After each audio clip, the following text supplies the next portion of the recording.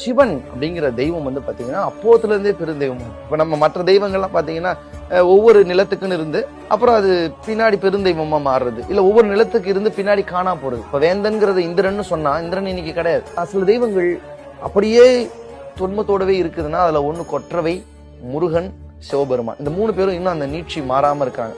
சிவபெருமான் வந்து பாத்தீங்கன்னா நம்ம இலக்கியத்தோடவே தொடர்புடையவருங்க. ஓ, இறையனார்னு ஒருத்தர் எழுதியிருக்காரு பாட்டு. அவரை நம்ம தெய்வம் சிவபெருமான்னு நம்ம இன்னைக்கு வரைக்கும் நம்புறோம். அவர் தான் எழுதியிருக்காரு.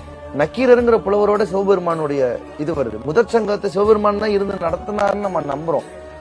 செக்குடார் என்ன பாடுறதுன்னு தகிக்கும் போது உலகலாம்னு சிவபெருமான் தான் சொல்லெடுத்து கொடுத்தாருன்னு நம்ம நம்புறோம். சிவபெருமான் பாருங்க தமிழோடு, அதான் நான் ரொம்ப பெருமையா சொல்லுவேன், உலகத்தின் மொழிகள் எல்லாம் இறைவனை பாடிய போது இறைவனே வந்து பாடிய மொழி தமிழ். அப்ப இந்த பெருமை எனக்கு யார் கொடுத்தது? சிவபெருமான் அந்த பெருமையை நமக்கு கொடுத்திருக்காரு.